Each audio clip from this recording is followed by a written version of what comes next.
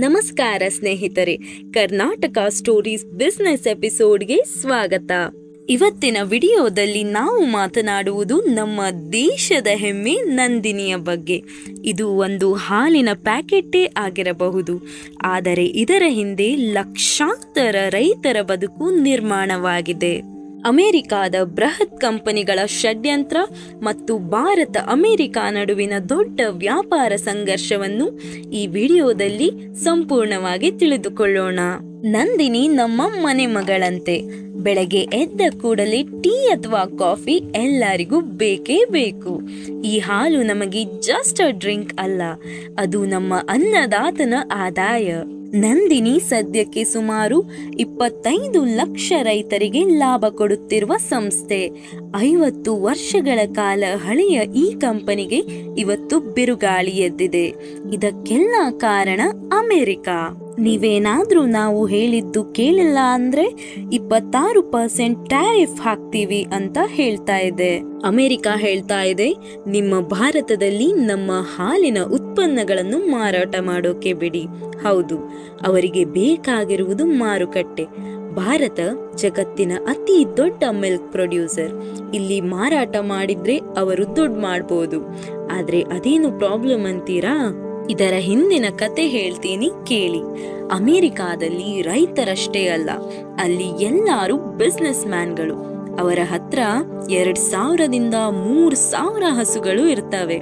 ಅಲ್ಲಿನ ಗವರ್ಮೆಂಟ್ ಅವರಿಗೆ $43 ಬಿಲಿಯನ್ ಸಬ್ಸಿಡಿಯನ್ನ ಕೊಡ್ತಾ ಇದೆ. ಹಸುಗಳನ್ನು AC ರೂಮ್ನಲ್ಲಿ ಇಡಲಾಗುತ್ತೆ. ಅಲ್ಲಿ ಈ ಉತ್ಪಾದನೆಗೆ ಬಂಪರ್ ಬೆಂಬಲ ಸಿಗುತ್ತವೆ.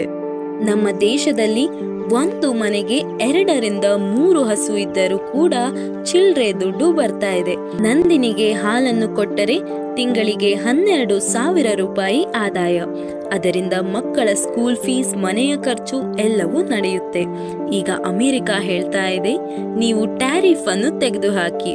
ಆದರೆ ಭಾರತದಲ್ಲಿ ಈಗ ಮಿಲ್ಕ್, ಕ್ರೀಮ್, ಚೀಸ್, ಬಟರ್ ಮೇಲೆ ಸರಾಸರಿ 39.8% ಇಂಪೋರ್ಟ್ ಟ್ಯಾಕ್ಸ್ ಇದೆ. ಇದನ್ನ ತೆಗೆದ್ರೆ ಅಮೆರಿಕ ಪ್ರಾಡಕ್ಟ್ಸ್ ಚೀಪ್ ಆಗಿ ಮಾರಾಟ ಆಗುತ್ತದೆ. ಇಂಪೋರ್ಟ್ ಡ್ಯೂಟಿನ ತೆಗೆದು ಹಾಕಿದ್ರೆ ಏನಾಗುತ್ತೆ ಗೊತ್ತಾ? ಅಮೆರಿಕ 100 ರೂಪಾಯಿಯ ಮಿಲ್ಕ್ ಅನ್ನು ತಕೊಂಡು ಇಲ್ಲಿ ಬಂದು ಸೇಲ್ ಮಾಡಿದ್ರೆ ಇಂಡಿಯಾದಲ್ಲಿ 100 ರೂಪಾಯಿಗೆ ಸೇಲ್ ಆಗುತ್ತೆ. ಇವಾಗ ಇಲ್ಲಿ 160 ರೂಪಾಯಿಗೆ ಸೇಲ್ ಆಗ್ತಾ ಇದೆ. ಇದರಿಂದ ಅಮೆರಿಕನ್ ಕಂಪನಿಗಳು ದುಡ್ಡು ಮಾಡೋದಕ್ಕೆ ಆಗ್ತಾ ಇಲ್ಲ. ಅದಕ್ಕೆ ಅವರು ಇಂಡಿಯಾಗೆ ಎಂಟ್ರಿ ಕೊಡೋಕ್ಕೂ ಸಹ ಆಗ್ತಾ ಇಲ್ಲ. ಇದನ್ನು ಮಾಡಿದ್ರೆ ನಾವು ನಿಮ್ಮ ಡೀಲನ್ನು ಒಪ್ಕೋತೀವಿ, ನೀವು ನಮ್ಮ ಡೀಲನ್ನು ಒಪ್ಕೋಬೇಕು. ಬಟ್ ಇದಕ್ಕೆ ಇಂಡಿಯಾ ಡೈರೆಕ್ಟ್ಲಿ ನೋ ಅಂತ ಹೇಳ್ತಾ ಇದೆ. ಇದನ್ನೇನಾದ್ರೂ ಒಪ್ಪಿದ್ರೆ ನಮ್ಮ ನಂದಿನಿ, ಅಮೂಲ್, ಮದರ್ ಡೇರಿ ಇವೆಲ್ಲ ಕಂಪನಿಗಳು ನಷ್ಟಕ್ಕೆ ಒಳಗಾಗುತ್ತವೆ. ಇನ್ನೊಂದು ಬಿಗ್ಗೆಸ್ಟ್ ರೀಸನ್ ಅಂದ್ರೆ ಅಮೆರಿಕಾದಲ್ಲಿ ಸೇಲ್ ಮಾಡೋ ಮಿಲ್ಕ್ ವೆಜಿಟೇರಿಯನ್ ಅಂತೂ ಅಲ್ವೇ ಅಲ್ಲ. ನಮ್ಮ ಇಂಡಿಯಾದಲ್ಲಿ ಹಾಲಂದ್ರೆ ವೆಜಿಟೇರಿಯನ್ ಅಂತ ಎಲ್ರಿಗೂ ಗೊತ್ತು. ಪೂರ್ವಜರಿಂದ ಹಿಡಿದು ಇಲ್ಲಿಯವರೆಗೂ ಎಲ್ಲರೂ ಹಾಲನ್ನ ಕನ್ಸ್ಯೂಮ್ ಮಾಡ್ತೀವಿ. ಹಾಲನ್ನ ಅಮೃತ ಅಂತ ಕರೀತಾರೆ. ಅವರು ಹಸುಗಳಿಗೆ ಕೋಳಿ ಮಾಂಸ, ಮೀನು, ಹಂದಿಯ ಬ್ಲಡ್ಗಳನ್ನು ಕೊಡ್ತಾರಂತೆ. ನಮ್ಮಲ್ಲಿ ಪ್ಯಾಕೆಟ್ಸ್ಗಳ ಮೇಲೆ ಗ್ರೀನ್ ಮಾರ್ಕ್ ಇರ್ತವೆ, ಏಕೆಂದ್ರೆ ನಾವು ಬೂಸ, ಹುಲ್ಲು ಮುಂತಾದ ಆಹಾರಗಳನ್ನ ಕೊಡ್ತೇವೆ.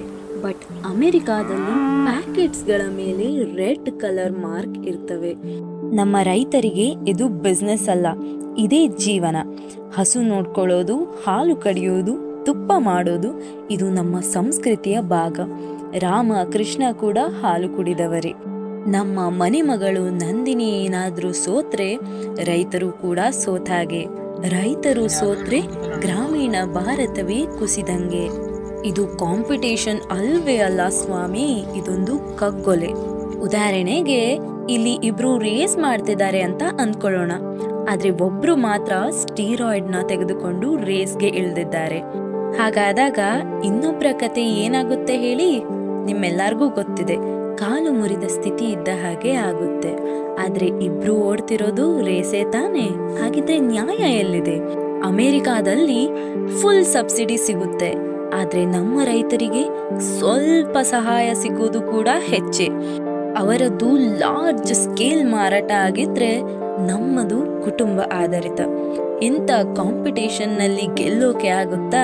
ನೀವೇ ಯೋಚನೆ ಮಾಡಿ ಸ್ನೇಹಿತರೆ. ಇಂಡಿಯಾದಲ್ಲಿ ಜನ ಹೆಲ್ತ್ ಕಾನ್ಷಿಯಸ್ಸೇ ಇಲ್ಲ ಅನ್ಬೋದು. ಇವನ್ ಗೌರ್ಮೆಂಟ್ಗಳು ಕೂಡ ಕೇರ್ ಮಾಡಲ್ಲ. ಇನ್ನು ಮೆಡಿಕಲ್ ಡಿಪಾರ್ಟ್ಮೆಂಟ್ ಅಂತೂ ಇಲ್ವೇ ಇಲ್ಲ. ಬಟ್ ಅಮೆರಿಕಾದಲ್ಲಿ ಪ್ರತಿಯೊಂದಕ್ಕೂ USFDA ಅಪ್ರೂವಲ್ ಇರಲೇಬೇಕು. ನೀವೇನಾದ್ರೂ ಟ್ಯಾಬ್ಲೆಟ್ ಅಥವಾ ಯಾವ್ದಾದ್ರು ಮೆಡಿಕಲ್ ಐಟಮ್ಗಳನ್ನ ಯೂಸ್ ಮಾಡ್ತಿದ್ದೀರಾ ಅಂದ್ರೆ ಅದು USFDA ಅಪ್ರೂವ್ ಆಗಿರ್ಲೇಬೇಕು. ಬಟ್ ಇಂಡಿಯಾದಲ್ಲಿ ಇವೆಲ್ಲ ಹೇಳೋರು ಕೇಳೋರು ಯಾರೂ ಇಲ್ಲ. FSSAI ಅಂತ ಇದೆ, ಆದರೆ ಅದು ಮ್ಯಾಟ್ರೇ ಅಲ್ಲ. ಯಾರಿಗೆ ಬೇಕಾದರೂ ಲೈಸೆನ್ಸ್ ಸಿಗುತ್ತೆ, ಇದನ್ನ ಸರಿ ಮಾಡ್ಕೋಬೇಕು. ಬಟ್ ಅಮೂಲ್ ಕೂಡ ಇಂಟರ್ನ್ಯಾಷನಲಿ ತನ್ನ ಸೇಲ್ಗಳನ್ನು ಬೆಳೆಸೋಣ ಅಂತಿದ್ರೆ ಅಲ್ಲಿಯ ಸಾಲು ಸಾಲು ರೂಲ್ಸ್ಗಳು ತಡೆಯಾಗಿವೆ. ಇವತ್ತು ನೀವೇನು ಪ್ರೋಟೀನ್ ಅಂತ ನೋಡ್ತಿರಲ್ಲ, ಅದೇ ಜಿಮ್ ಮಾಡೋರೆಲ್ಲ ಪ್ರೋಟೀನ್ ಕುಡಿತಾರಲ್ವಾ, ಅದು ಕಂಪ್ಲೀಟ್ಲಿ ಅಮೆರಿಕಾಯಿಂದಾನೇ ಬರೋದು. ಇಂಡಿಯಾದಲ್ಲಿ ಪ್ರೋಟೀನ್ಗಳ ಮ್ಯಾನುಫ್ಯಾಕ್ಚರಿಂಗ್ ಆಗೋದೇ ಇಲ್ಲ. ಆಲ್ಮೋಸ್ಟ್ ಎಲ್ಲ ಕೂಡ ಅಮೆರಿಕಾಯಿಂದಾನೇ ಬರೋದು. ಇಷ್ಟೆಲ್ಲ ಇದ್ರೂ ಇನ್ನು ಚೀಪಾಗಿ ಸೇಲ್ ಮಾಡ್ತಾ ಇದ್ದಾರೆ. ಇನ್ನು ಇದರ ಇಂಪೋರ್ಟ್ ಡ್ಯೂಟಿ ಏನಾದರೂ ತೆಗೆದುಬಿಟ್ರೆ ಇದನ್ನ ಕಂಪ್ಲೀಟ್ಲಿ ಚೀಪಾಗಿ ಸೇಲ್ ಮಾಡ್ತಾರೆ. ಇನ್ನು ಇದರ ಎದುರಿಗೆ ನಮ್ಮ ಇಂಡಿಯನ್ ಕಂಪ್ನಿಗಳು ಫೈಟ್ ಮಾಡೋಕೆ ಆಗಲ್ಲ. ಫೈಟ್ ಮಾಡಿದ್ರೆ ಫೇಲ್ ಆಗ್ತಿದ್ದಾರೆ. ಅಂದ್ರೆ ಇಂಡಿರೆಕ್ಟ್ಲಿ ನಮ್ಮ ಇಂಡಿಯನ್ ಫಾರ್ಮರ್ಸ್ಗಳು ಫೇಲ್ ಆಗ್ತಿದ್ದಾರೆ ಅಂದ್ರೆ ತಪ್ಪಾಗಲ್ಲ. ಇವತ್ತು ನಂದಿನಿಗೆ ರೈತನು ಹಾಲು ಕೊಟ್ರೆ ಲೀಟರ್ಗೆ 35 ರೂಪಾಯಿ ಸಿಗುತ್ತೆ. ಅವರು 2 ಹಸುಗಳನ್ನು ಇಟ್ಟು ದಿನಕ್ಕೆ 300ರಿಂದ 500 ರೂಪಾಯಿಯ ತನಕ ಆದಾಯ ಮಾಡಬಹುದು.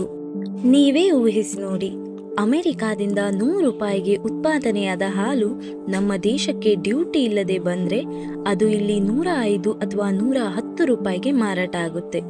ಈಗ ಇದರಲ್ಲಿ ನಂದಿನಿ ಸ್ಪರ್ಧೆ ಕೊಡೋಕೆ ಸಾಧ್ಯವೇ? ಇಲ್ವೇ ಇಲ್ಲ. ಜೊತೆಗೆ GMO ಅಂದರೆ ಜೆನೆಟಿಕಲಿ ಮಾಡಿಫೈಡ್ ಆರ್ಗ್ಯಾನಿಸಮ್ ಅಂತ ಕರೀತಾರೆ. ಅದೇ ನೀವು ಹೈಬ್ರಿಡ್ ಅಂತ ಕರಿತೀರಲ್ವಾ, ಅದನ್ನ ಜೆನೆಟಿಕಲಿ ಮಾಡಿಫೈ ಮಾಡ್ತಾರೆ. ಹಾಗೆ ಅದರಿಂದ ಯೀಲ್ಡ್ ಜಾಸ್ತಿ ಆಗುತ್ತೆ. ಇದರ ಯೀಲ್ಡ್ ಅನ್ನ ಇಂಡಿಯಾದಲ್ಲಿ ಸೇಲ್ ಮಾಡಿದ್ರೆ ಫೈನ್. ಬಟ್ ಏನಾಗುತ್ತೆ ಅಂದ್ರೆ ಅದು ಕಾಸ್ಟ್ಲಿ ಆಗ್ಬಿಡುತ್ತೆ. ಈಗ ಬೀಜ ಗೊಬ್ಬರವನ್ನ ಗೌರ್ಮೆಂಟ್ ಸೇಲ್ ಮಾಡ್ತಾ ಇದೆ. ಮುಂದೊಂದು ದಿನ ಅವರು ಇದನ್ನ ಪ್ರೈವೇಟ್ ಕಂಪನಿಗಳಿಗೆ ಬಿಡಿ ಅಂತಾನು ಹೇಳ್ತಾರೆ. ಪ್ರೈವೇಟ್ ಕಂಪನಿಗಳು ಇದನ್ನ ಸೇಲ್ ಮಾಡಿದ್ರೆ ಪ್ರೈಸಿಂಗ್ ಹೆಚ್ಚಾಗುತ್ತೆ. ರೈತರು ಅದನ್ನ ಅಫೋರ್ಡ್ ಮಾಡೋಕೆ ಕಷ್ಟ ಆಗುತ್ತೆ. ಅದಕ್ಕೇನೆ ಗೌರ್ಮೆಂಟ್ ನಾರ್ಮಲಿ ಅಗ್ರಿಕಲ್ಚರ್ ಸೆಕ್ಟರ್ಗೆ ಬೇರೆಯವರು ಕೈ ಹಾಕೋಕೆ ಬಿಡಲ್ಲ. ಯಾಕಂದ್ರೆ ಇಲ್ಲಿ ತುಂಬಾ ಜನದ ಹೊಟ್ಟೆಪಾಡು ಕೂಡ ನೋಡ್ಕೊಳ್ಬೇಕಾಗುತ್ತೆ. ಮತ್ತೆ ಇದು ಇಂಡೈರೆಕ್ಟ್ಲಿ ಸ್ಟಾಕ್ ಮಾರ್ಕೆಟ್ಗೂ ಕೂಡ ಎಫೆಕ್ಟ್ ಮಾಡುತ್ತೆ. ರೈತರಿಗೆ ಹೊಡೆತ ಬಿದ್ರೆ ನಮಗೂ ಹೊಡೆತ ಬಿದ್ದ ಹಾಗೆ. ಯಾಕಂದ್ರೆ ರೈತರು ನಮ್ಮ ಎಕಾನಮಿಗೆ ಕಾಂಟ್ರಿಬ್ಯೂಟ್ ಮಾಡ್ತಾರೆ. ರೂರಲ್ ಇಂಡಿಯಾದ ಎಕಾನಮಿ ಡಿಪೆಂಡ್ ಆಗಿರೋದೇ ರೈತನಿಂದ. ರೈತರು ನಮ್ಮ ಬೆನ್ನೆಲುಬು. ಇದರಿಂದ ಎಲ್ಲಾ ಸೆಕ್ಟರ್ಗಳಿಗೂ ಎಫೆಕ್ಟ್ ಆಗುತ್ತೆ. ಅಮೆರಿಕಾದ ಷಡ್ಯಂತ್ರಕ್ಕೆ ಕಿವಿಗೂಡದೆ ಗೌರ್ಮೆಂಟ್ ಇದನ್ನ ಬ್ಯಾನ್ ಮಾಡೋದೇ ಒಳ್ಳೆಯದು. ಈ ವಿಡಿಯೋದ ಬಗ್ಗೆ ನಿಮ್ಮ ಅನಿಸಿಕೆಗಳನ್ನ ಕಮೆಂಟ್ ಮಾಡಿ. ವಿಡಿಯೋ ಇಷ್ಟ ಆದಲ್ಲಿ ಲೈಕ್ ಮಾಡಿ. ನಮಸ್ಕಾರ.